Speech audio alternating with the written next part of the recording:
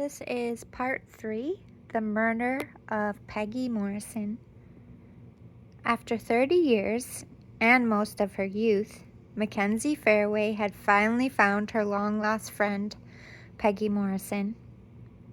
In all her years, and after all she had seen, watching her childhood friend be lifted out of a wall, bone after bone, had shaken her more than anything else in her career.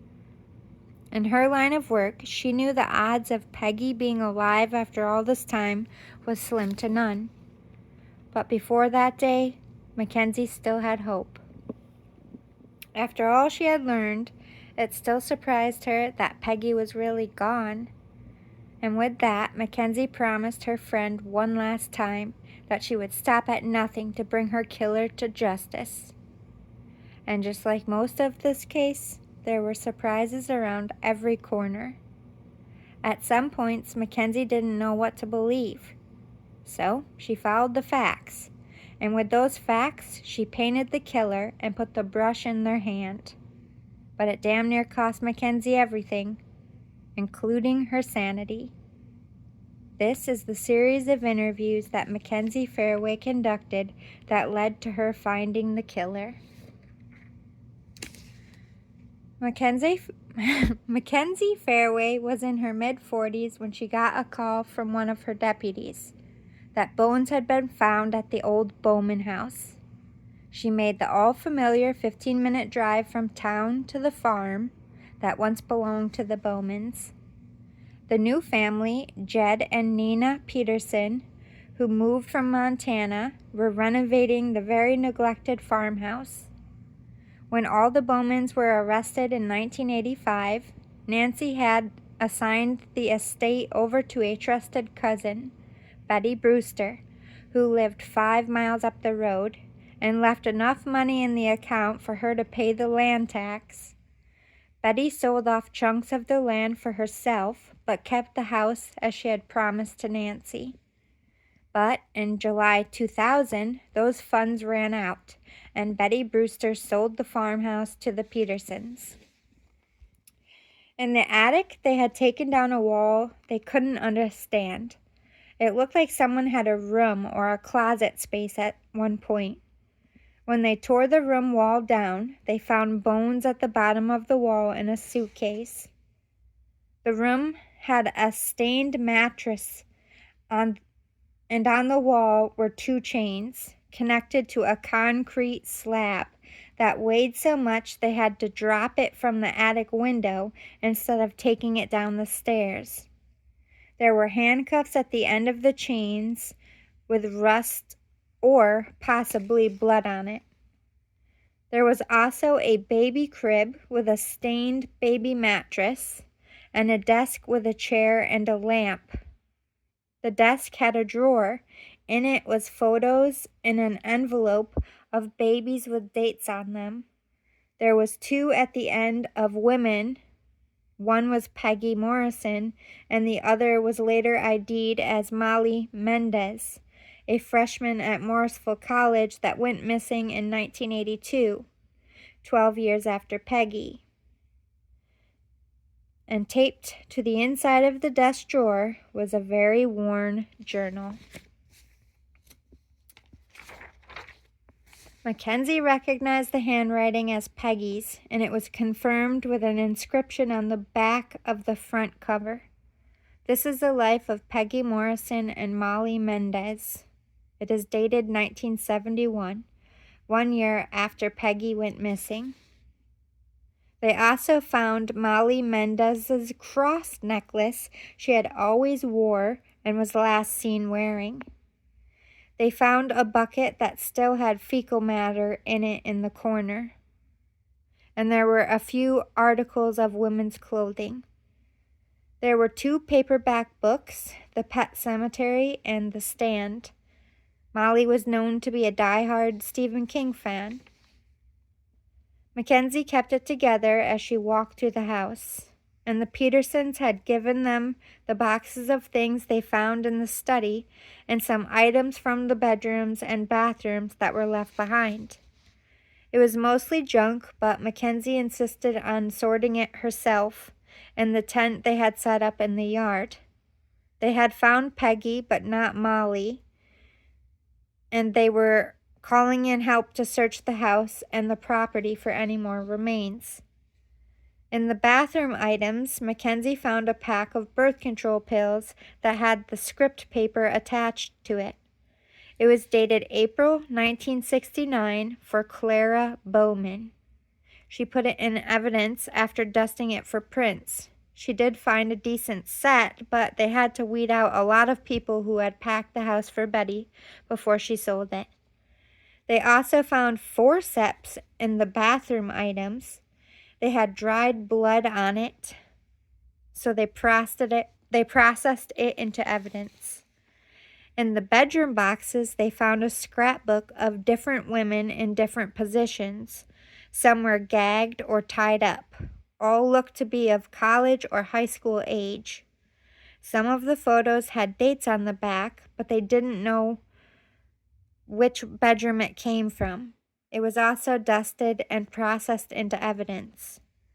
Mackenzie found another leather journal that looked similar to Peggy's and opened it. The writing was different, and on the back page, the last with an entry, it was dated 1985. If you find this, I'm already dead. Blake Bowman. And it was dusted and processed into evidence as well. From the study was a black leather book, and it listed names and dates and amounts that they paid. Mackenzie assumed it was Nancy's ledger from her home office, and that was also processed into evidence. Over a week, the property and the house was searched. They found bone remains in 3 separate places on the property. The first was in the original rose garden, and the bones were of a small child from 1 to 3 years old, a male, roughly around the 1970s era. The second body was buried under an oak tree in a wooded area of the farm. They were remains from a female aged 19 to 23, roughly from the early to mid-80s. The third grave was of a woman in her early to mid-50s and was ID'd as a woman who went missing in 1983, Helga Hoffman, a German immigrant who taught agriculture at Morrisville College, and her husband Hans Hoffman had a local accounting firm in town until 1987 when he moved back to Germany with their 2 children. Hans passed away in 1996 from complications of diabetes. His 2 children remain in Germany and were 8 and 10 when Helga went missing. Mackenzie reached out to them on the internet. Helga's daughter, Helen, who was 10 when her mom went missing, responded. She said her mother loved her job on campus and worked really hard to expand the program. Her father, Hans, helped Helga put together a financial plan for a program she wanted to implement. They talked about it for weeks, and her mom built a model and showed them how it would all work. On the day they went to present it, the family had breakfast together, and she said their parents were quizzing each other on what to say, and all day at school she couldn't wait to get home to hear how it all went. But Helga said the dean rejected their plan and said there was not enough money in the program to invest in the project. She said her mom wasn't upset. She was downright mad.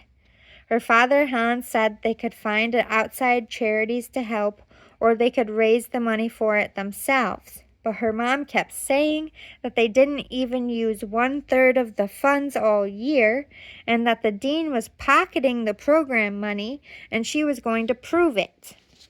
Helen said a few days passed, and her mom came to pick her and her brother Gabe up from school early. It was a Tuesday. Sorry, pages are sticking. Oh my goodness, there we go. They didn't have any appointments, so they were surprised to be picked up by their mom. She said they were going on a trip and they had to make some stops, and then they are going to go home and pack. They went to the bank first, Helen said, and her mom told them to stay in the car and be good, and if they were good, she would get them lollipops from the teller. She said she was in there for a while and the car was getting cold, so she had turned it on like Helga showed her and blasted the heat. Her mom came out with a bag and put it in the trunk. Helen said it was her dance bag and she asked her mom why she was using it.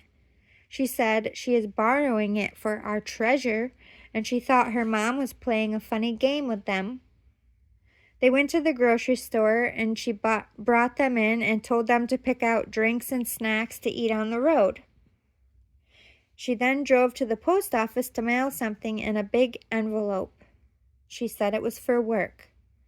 Then they all went home. Helen said her mom packed suitcases for her dad, and them, the two kids, and boxed up dishes and food and medical items and put it in the trunk. Helen said it was strange because her mother took all the scrapbooks and photos off the wall and all the things out of her dad's safe. She made them go to the bathroom, and when they left, she locked up and left the keys in the mailbox. Helen said her mother never did that unless they were moving again, and they picked up their dad at his office next. Helen said Hans was confused and asked Helga what was going on. She said her mother told them that she found out what they needed to get the funding, but they knew she knew, and her boss said he would stop her one way or another, so they were going to stay at a hotel outside of town and hide out until the police got the evidence she sent them. Hans relaxed and told her he would still have to go to work or they wouldn't be making any money at all. Helen said she told Hans no, that he couldn't risk it. Helen said they got a hotel with an indoor pool, and her brother were excited to be away and not have to go to school the next couple days. They went out to eat, which was also rare for Helen and her brother, she said. It felt like a real vacation.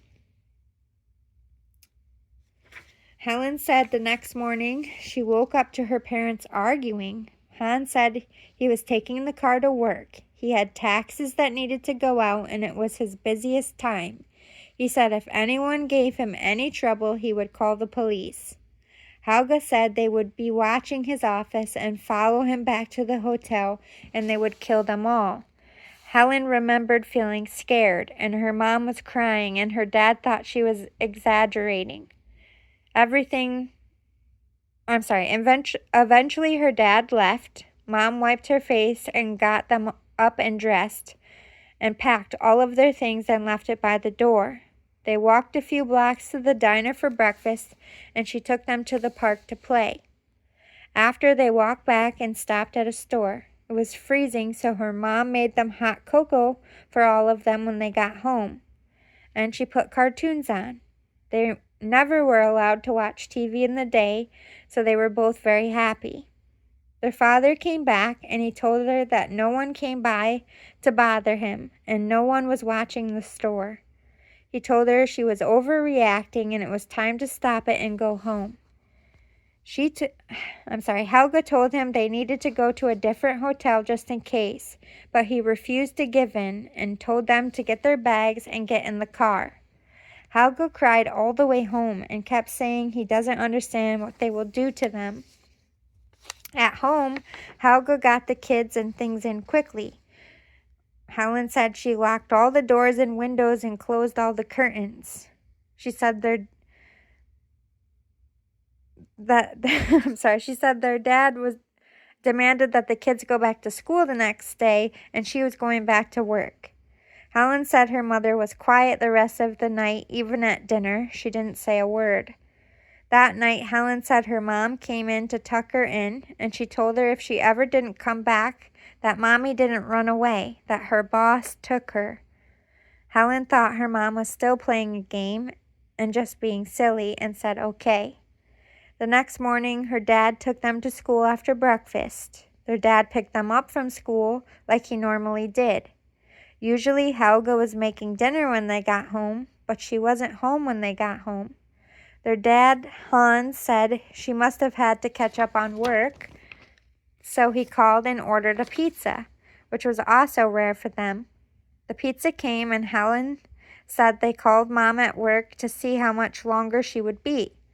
Helen had dance class soon, and Helga always took her, but no one answered the phone. They ate and decided to drive to campus to see if her station wagon was acting up again. The station wagon was not in the parking lot, so they drove around town to see if she had broke down or stopped at her usual places. They checked the gas station first. Hans went in and asked if they had seen his wife or her car. The teller knew them and had worked there a few years. He said she filled up around lunchtime, but she hasn't been back since. They went to the grocery store, but her car was not there. Hans again went inside and talked to all three tellers. None of them had seen Helga that day. He went to the cafe where she sometimes met colleagues after work. Her car was not there, and no one saw her either. Helen said her dad went everywhere he could think she would go. They didn't find her car anywhere. When they got home, her dad called all her friends in her phone book. Her teacher's assistant, Margot Mindy, said she had been in all of her classes that day, and they went to lunch outside of town, a diner called Moe's. Then they went back to campus. Helga was in her office grading papers when Dean Bowman came in demanding to see her. She heard shouting through the wall.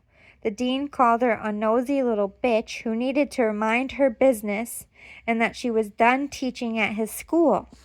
He said she should have left it alone and that she didn't know the trouble she was in.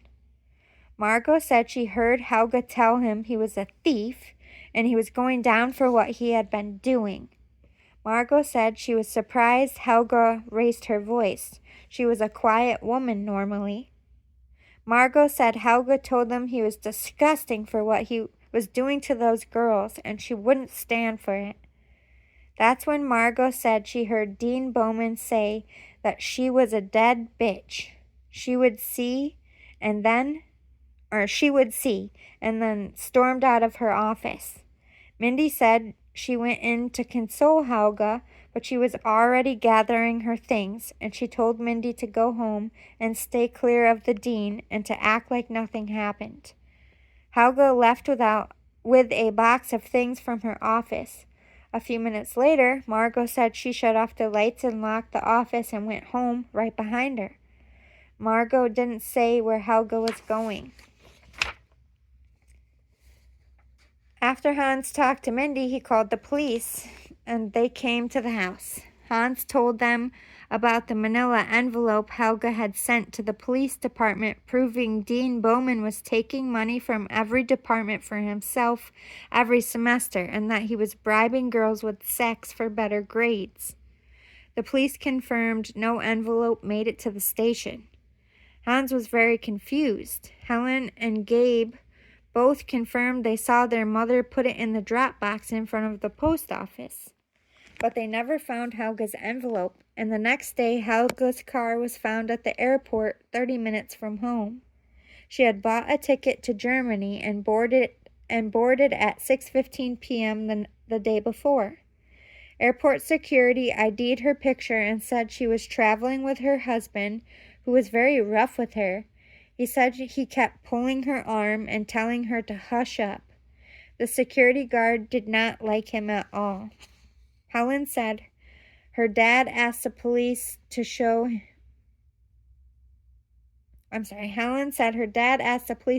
them a picture of Dean Bowman with no other clues to go on, and they did. The security guard confirmed that was the pushy husband with Helga, and to their surprise, they ID'd Nancy Bowman as the woman's sister that was traveling with them as well. After researching the tickets, Han did see it came out of his wife's savings account on the evening she was seen in the airport. Mackenzie pulled up the flight records. No one with their names was on the manifest, and it was a sold-out flight, but only 3 seats were never taken. With the information from Helen and the previous police reports, Helga. Previous police reports from Helga, they had Nancy and Ben Bowman as the last people seen with Helga. They went to each prison to speak with Nancy and Ben. They were still serving time for their previous crimes.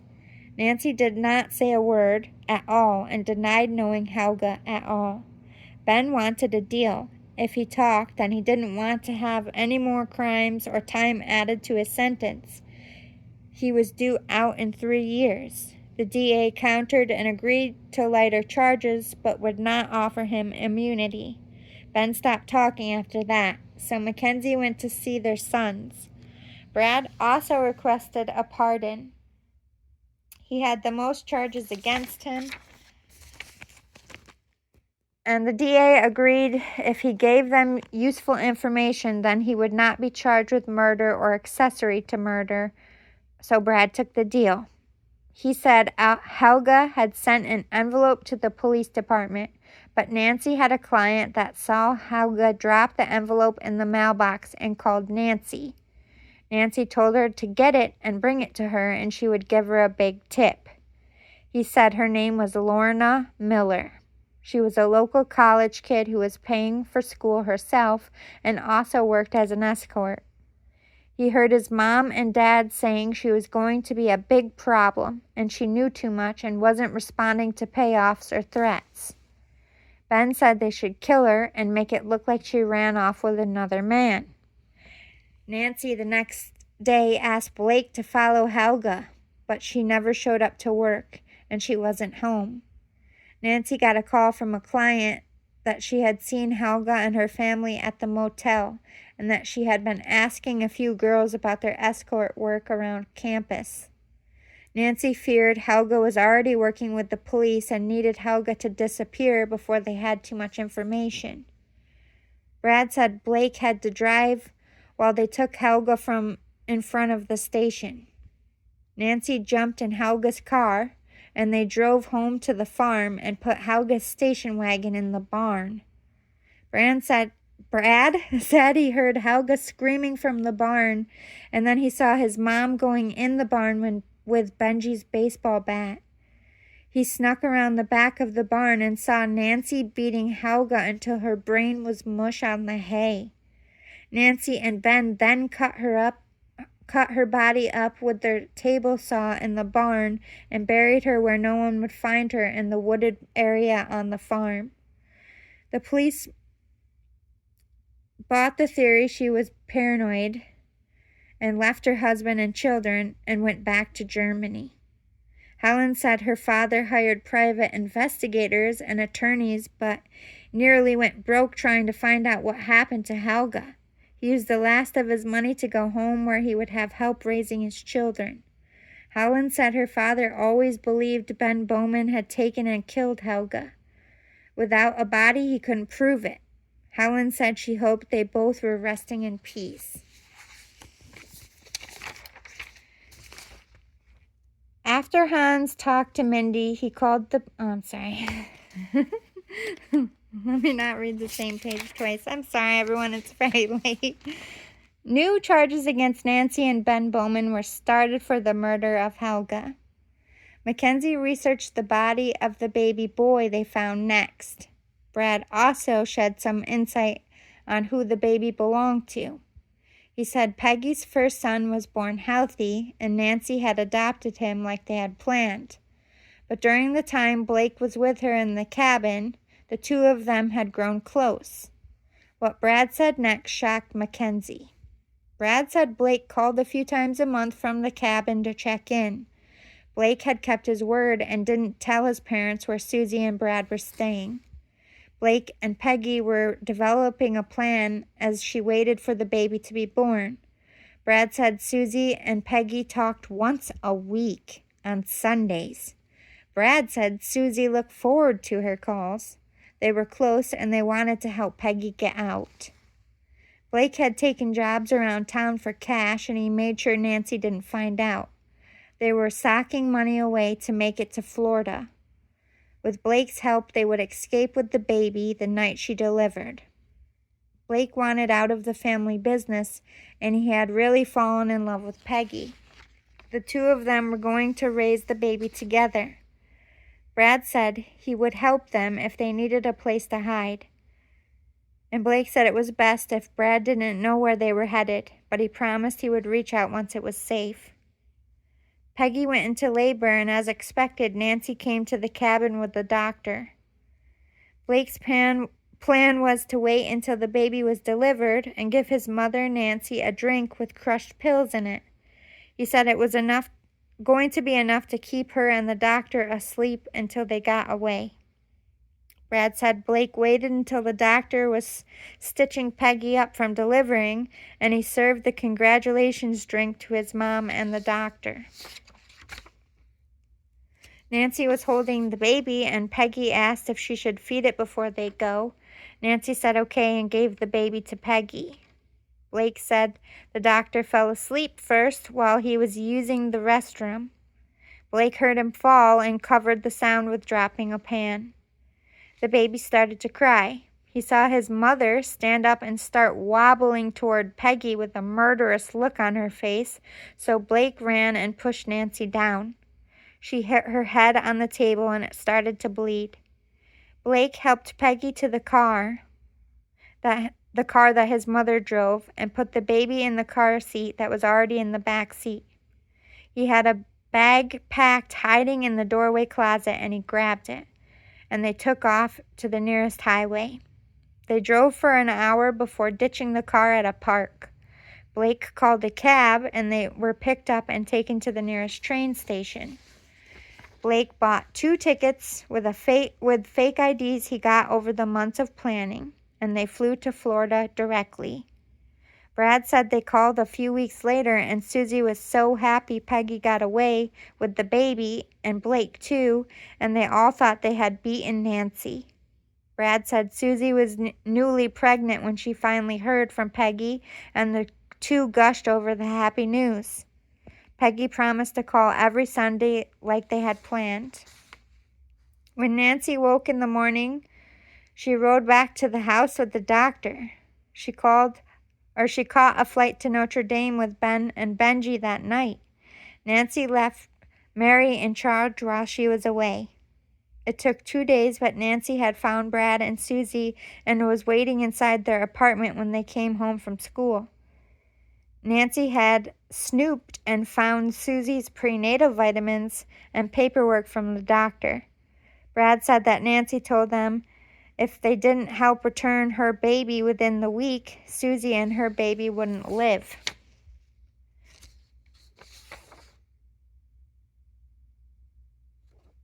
Brad said Benji and Ben came in with guns and took Susie with them. Brad and Susie both said they didn't know where they were, and they had not talked to them all year, but Nancy had their number from the cabin phone records she had got from a friend at the phone company. Brad said they shot Susie in the leg, and he could hear her screaming on the other end of the phone. He believed they would kill her, so he told them they were in Florida and gave them the number. Brad was given the address to Susie's hotel room, and when he got there, she had nearly bled out. He rushed her to the hospital. Luckily, both Susie and the baby survived. He called to warn Blake that they were coming, but he got their machine. 2 days later, his mother was back from flaunting her new baby, which Susie heard from her mom. Susie was devastated.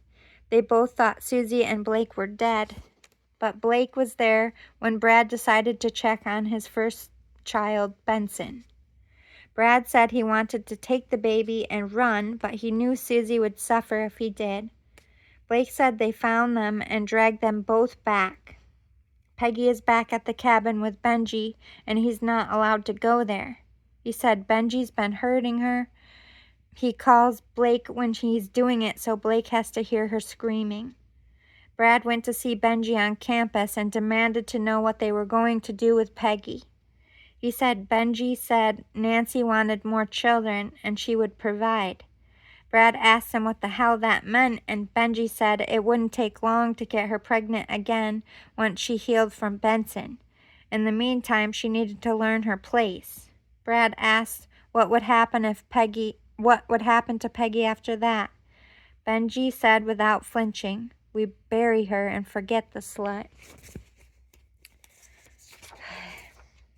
Brad said he and Susie tried everything to get Peggy out, but when their son was born, they knew staying in Morrisville was not an option. They didn't want Nancy anywhere near their son. With no other option, they went back and finished college and got married.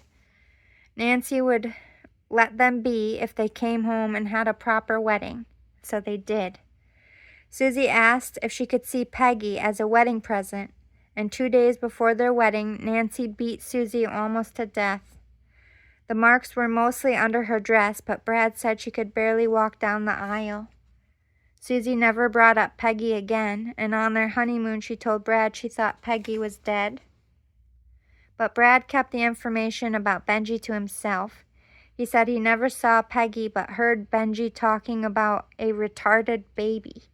So they put it out of its misery and started a new way.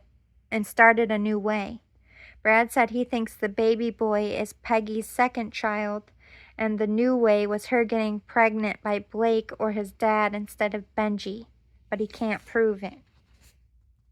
Mackenzie did find evidence from the shape of the boy's face that he had cerebral palsy and most likely was completely dependent for his care, more so than other babies. The baby had a gunshot wound to the back of the head.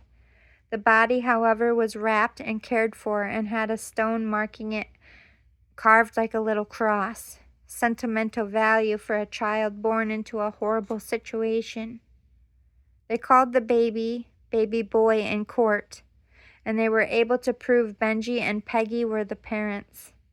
Benji also was brought up on rape and murder charges yet again. The other woman they found was Molly Mendez, and like Peggy, she had children and had gunshots and a blunt force wound to her skull. After searching carefully, Mackenzie found 4 separate adoptions that were held in a law office that was one town over from Morrisville. Upon further research, they tracked the attorney who had handled all 4 cases. All the contracts had women's names that were proven to have been working for Nancy's escort business. The first was Peggy Morrison, baby girl, in 1974. Peggy Morrison, baby girl, in 1976. Peggy Morrison, baby girl, in 1977. Molly Mendez, baby girl, in 1983. The attorney, Maya Matthews, Mary's third cousin, who also took a cut from Nancy and pushed the legalities so Nancy could profit off the baby sales. She said she sold each baby for over $100,000. They made fake birth certificates and documents, and the women never came in to sign their kids away. Nancy always signed for them. Maya Matthews was disbarred and charged with illegal sale of children and forging documents and aiding in the rape and murder of 2 women. Nancy also had charges added to her already full rap sheet. All that was left was to figure out why Molly and Peggy were killed, when they were killed, and by whom. Mackenzie went to Mary and offered her a plea bargain if she gave information on Peggy or Molly's death. She took the deal, but she refused to talk about Peggy. The deal was reduced, and Mary gave the feds the runaround. Mackenzie decided to play a new hand with Mary. She decided to play that a confession had been presented by Nancy, naming her, Mary, as Peggy's killer. She figured since Mary didn't want to speak about Peggy, then she most likely had something to do with her murder. At first, Mary didn't buy it, but following her intuition, Mackenzie told Mary she knew the secret and why she hated Peggy. With that, Mary's eyes narrowed, and she cursed under her breath and went on a rant about Nancy getting soft on the inside. Mary said just because Peggy was her sister didn't mean she hated her. Peggy didn't even know the truth until she told her while they kept her at the cabin. Mackenzie had somehow stumbled on a golden confession. So Mary and Peggy were sisters? How was that possible? Mackenzie knew Mary's dad and Peggy's mom had an affair, and it did span several years. Was Denny Mary's brother too? She asked Mary how she had found out, and Mary said she knew since she met Nancy. Nancy was the one that told her that Paul couldn't have kids after Denny. He had an accident and lost his testicles. Nancy made a deal with Julia to allow their affair if Julia kept the truth concealed. She didn't want Ben financially responsible for her bastard. They paid the doctor to tell Paul that it was a very slim odd, but he could still father a child, and Paul never questioned it again. Mary said she became friends with her out of convenience. They had play dates a lot so that their parents could slip off and screw each other. Mary said it was insulting how stupid and trusting Peggy was, and that she had no common sense and she didn't know how they could be related. She bragged that Nancy tried to make Mary another call girl, that Mary had enough sense to find a way to be more important than a body to screw. Mary said Peggy was first on her list to serve to Nancy. They both thought it was poetic justice that since her mother was a whore, she should become one too. Mary said pretending to care for Peggy was a chore, and most of the time she fantasized about beating her or killing her repeatedly. She said Peggy only cared about the farm and the boys, and her IQ was low and it insulted her. But she had an effect on men. She had a way of getting any man to be soft for her, just like her whore mother, Mary said, which is why Peggy and Susie were selected. Both were stupid. Both had crappy homes and crappy parenting, and they bought everything Mary said. Mary said when Peggy and Blake got away, it was her idea to check the phone number log from the cabin phone. Mary called each number. When they got to Brad's, Susie answered, and she knew who had helped them escape. Nancy went to find out what they knew, and once she did, Nancy sent her and Benji to Florida. Mary said she finally got to do the one thing she always wanted to do, which was beat Peggy. They found the place they were renting, and Benji kicked in the door with guns. We got them tied up and gave them some drugs and tossed them both on a plane, Mary said. They made it back, and Nancy had a car waiting. All she had to do was keep them both sedated until they landed. They took Blake and Peggy to Nancy's house, and Nancy beat Blake to near death, and then told them both they would never see each other again. She sent Blake away without money and told everybody not to give him shelter or a job. Blake moved away for a few weeks. Nancy wanted him to think he was free of her, but she knew where he went. They moved Peggy back to the cabin and started training her up. Benji was there until Nancy said otherwise, and she told him not to kill her or damage her womb, but that he could have fun with her. For 3 months, Mary took pleasure sitting outside the cabin, listening to Peggy scream and beg Benji to stop. Then Nancy just showed up one day and told Benji to go get Blake, and she moved Peggy back to the attic. She was having her evaluated by the doctor after her time with Benji, and they discovered she was pregnant. This time, Nancy wasn't letting anyone near Peggy, so she built a soundproof room in the attic. Peggy only saw Mary or Nancy until the baby boy was born. Nancy noticed it wasn't right after the first year, and she decided to get rid of it after promising Peggy she would get out with the baby.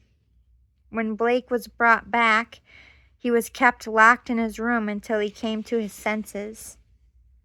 But he was never allowed to go in the attic. Mary said Nancy told Peggy that the baby she called Angel was getting adopted after all. Peggy cried and begged. The baby was almost at its second birthday, and Peggy spent every day with it. When Nancy took the baby, Peggy cried for weeks. She refused to eat, and she just laid staring off in space or sleeping. Mary said Nancy took the baby by its legs, like you would a chicken, and took him to the barn. She dropped it to the ground and shot it in the head without even blinking. Mary said she had enjoyed a lot of things with Nancy, but she took no joy in that. The boy was retarded and not worth much, Mary said, but it seemed cruel. Mary buried it before dawn. Not even Ben was to know. Everyone believed the boy got adopted. Mary said Nancy gave her $10,000 for burying the baby. Nancy wanted more quick money, so she ordered Ben to seduce Peggy and get her content, and when Brad came home, she forced him to sleep with Peggy. Susie had no idea about the room in the attic. While Brad was forced to do it, Susie was sleeping in the bed beneath. And if he didn't do it, Nancy threatened to kill Susie before the holiday was over. With Peggy pregnant again, Mary and Nancy once again tended to her, then 3 more times with men who she employed. But Peggy was finished having babies. The doctor told Nancy that she would die and most likely the baby too. Mary expected to get the order to kill Peggy. Instead, she was told she would be helping Benji and Blake take Molly Mendez from the dorm house. Mary said she was stupid enough to threaten Nancy about going to the cops if she didn't let her quit. Mary said they took her in the middle of the night and tossed her in the room with Peggy. Peggy and Molly became close quickly. Mary said Peggy came out of her shell and started getting mouthy. Nancy slapped Peggy the first time and Peggy stepped in front of Molly. Nancy didn't like that they were close, and she got tired of Peggy, so she built an area in the basement and kept her down there in the dark the entire time Molly was pregnant. When a girl was delivered, they cleaned Peggy up and had her taken to the attic to help Molly until they found a buyer. It took a month, but they took the baby from Molly. Molly went crazy, but Peggy just let her go and screamed until she cried herself to sleep. Nancy kept trying with another baby from Molly, but she didn't conceive. Every month, Mary said Molly just laughed right in Nancy's face. Molly was becoming strong, and unlike Peggy, she had gotten out on several occasions and nearly made it off the farm once. They put Molly in the basement for 3 months, but Nancy was bored with Peggy, who was just a dried-up junkie at that point, Mary said. So Nancy told Mary she was going to kill Peggy, and if Molly didn't produce the next time they tried, she would kill Molly too. In 1984, they took Peggy outside and took turns beating her. She said Peggy didn't fight. She didn't cry or beg. It's like she knew it was the end and she just was ready, which made Nancy bored, so she took out her gun and shot Peggy in the left leg, the right shoulder, and her gut. Mary said she then hit her in the head with a stick on the ground. Mackenzie just looked down, knowing she had just nailed Mary Matthews as Peggy's killer. The gunshots and the beating didn't kill her, but the stick did. Mary was brought up on charges and more were added to Nancy's. The last thing Mackenzie asked was why did they put her in the wall and not on the property like the rest of them? Which she replied, they didn't. They buried her, and she does not know who put her inside the wall or how they did it. Mary also confirmed that they did bring Molly out of the basement, and she continued not to conceive. Just like Mary, they took her out, and Molly fought like hell. Mary said Molly even broke her nose in the fight. Like Peggy, they shot her, and once again, Mary hit her with the same stick. She said it was symbolic. There, Mary Matthews was, feeling so smug and, in her opinion, was the smartest in the room. Mackenzie took great pleasure at the end of the interview in informing Mary that they had ruled in a cause of death for Peggy and Molly, which both died from a blunt force object, and they said the object was conducive with wood or a stick. And Nancy never confessed, but she sure had. Watching the blood drain from her face was a great treat. She thought of Peggy and Molly and all the times they thought they had made it out in one piece. They never gave up, and neither did Mackenzie. She also went to visit Susie. Since she lied in her first deal, she lost any protection. She was charged with accessory to kidnapping and the murder of Peggy Morrison. Mackenzie used to think Susie was a victim, but after learning she gave Peggy up after she got free was what made her just as evil as the others. Molly could have turned on Peggy and played the game too, just to save herself, but she didn't. Everyone had a choice. Mackenzie went to see Blake. She told him what had happened to Peggy and Molly. He admitted to seeing them kill Peggy, and he had to cover his mouth to keep from screaming. He loved her. Mackenzie looked in Blake's weathered face and actually believed it. He admitted he dug her up and put her in the wall while his parents were away that following weekend. When Mackenzie asked him why he did that, he said one day the house would not be theirs, and someone would find Peggy. He said it was the last favor he could do for her, but he also said it was not Mary and Nancy who killed Peggy. Blake said it was Benji and Nancy. Blake stated that at the cabin, Mary and Benji started being kinky freaks together, both of them sick and twisted. More so often, their parents, Mary wanted to take Nancy down. Both of them were sick and twisted, more so than their parents were. Mary wanted to take Nancy down, and Ben too. She said they were old and sloppy, and Benji wanted to be in charge. They killed Peggy to mess with Nancy's plans. Mackenzie went to see Nancy. To her surprise, Nancy agreed to meet with her. Nancy said she did not kill anyone. She said Mary was always in charge. Mary had dirt on everyone, including her and Ben. Nancy said Mary found out about her escort business and threatened to turn her in if she didn't hand over the reins. She also found out about Ben and forced him to get girls at college to work for them. Then she ordered all of her boys to get all of the popular girls in their high school involved. Mary was the mastermind, she said. Nancy had grown fond of Peggy and her son, Angel. She said Mary killed Angel because she was bonding with Peggy and Mary got jealous. She said Benji killed Molly because she got out and stabbed Mary in the side. Benji was brainwashed to be Mary's puppet. Nancy said Blake tried to fight back, but she kept him prisoner for months just for trying. Mackenzie listened, but the court wouldn't hear it. With all the evidence stacked against Nancy, no one listened to her side at all. But Mackenzie believed Mary could have been exactly as Nancy said. In her time interviewing Mary, she was ice cold and heartless. She had no remorse, no empathy. But Nancy was a top-class master manipulator, and if you listened long enough, you would find yourself believing what she said. Everyone has a talent. Turns out Nancy's was her downfall.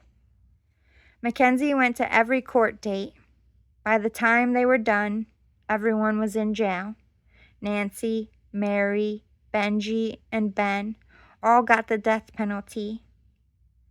Brad, Blake, and Susie all got 25 years. Nora, Annetta, Trisha, and Denny all got 15 years for their business frauds. Brad committed suicide in his cell in 2003. He was found with a note. All the note said was, "Please forgive me." He was buried in his family plot in Morrisville, New York, next to both sets of his grandparents and his twin sister. Blake appealed his case, and in 2005, he was a free man. He moved to Florida and became a fisherman until he retired. He never married or made many friends. He was clean and sober all the rest of his days. He wrote a book about his childhood, and it did very well, but he still insisted on going to work every day. He never had children. He died in 2019 from complications of COVID-19. He had a picture of Peggy in his wallet, and his small community of friends decided to bury him with it. Benji was sentenced to death at his dad's side by gas chamber in 2016. They both appealed and lost until they had no more options. No one but reporters came. Benji's last words were, "Fuck this world." And Ben's were, "Please forgive me, Father. I have changed." They were a small mention in the back of the newspaper, and no one even recognized their names. Nancy and Mary were sentenced to death together by gas chamber in 2017. They also both tried to appeal and lost as many times as you could appeal it. And many came to see the Devil Twins, as they were deemed. They shouted and flipped them off as they died. Neither said any last words, but they said Mary smiled the entire time like a villain from hell. Susie was released in 2020 for COVID restrictions, but died that same year from her battle with breast cancer. Her 3 kids stayed local to her, all moved to be near her prison, and they visited weekly. She was allowed out for a day pass for all 3 of their weddings, and she got to meet all of her grandbabies. They kept Brad in their holiday traditions. Susie always said she forgave him. He grew up in that family and he never had a chance. Their kids remembered him fondly. He is buried in his family plot with the rest of the Bowmans, and Susie's ashes were spread at sea. Nora and Annetta got out in 5 years. They both moved out of Morrisville and began new lives. Nothing much ever was really said about them. Annetta opened a bar in Vegas, but they lost track of her after that. Nora went to Montana and started her own ranch with her kids, and they lived a private life after that. Denny got out in 2 years after there was reductions in crime rules. He met up with his children in South Carolina, where he opened a seafood shop with his kids, and he is still there today. Peggy had a memorial built for her at the high school football field, with Molly and Angel and Helga cheering on the home team. The community of Morrisville honor them at every game, and they are remembered as brave women who never gave up. And with Peggy's second journal, they made sure their story got told correctly. Peggy documented a few things, but most of it was about what she hoped to do when she was free, even in how she dreamt. Her mind was always free. After all her years investigating Peggy Morrison, Mackenzie felt something she had never felt before: peace. She liked to think Peggy was up there smiling down at her, and if she was, Mackenzie hoped Peggy knew how much she loved her. Peggy had a lot of enemies, and all the odds stacked against her, but she didn't die friendless. And deep inside, Mackenzie always knew Peggy would always have her back, too. That's what friends are for. Peggy, Molly, Helga, and Angel could finally rest in peace. Justice had been served. Case closed. I hope you liked it. Let me know in the comments, and I will see you all next Halloweeny. Happy Halloween! I love you guys. Bye!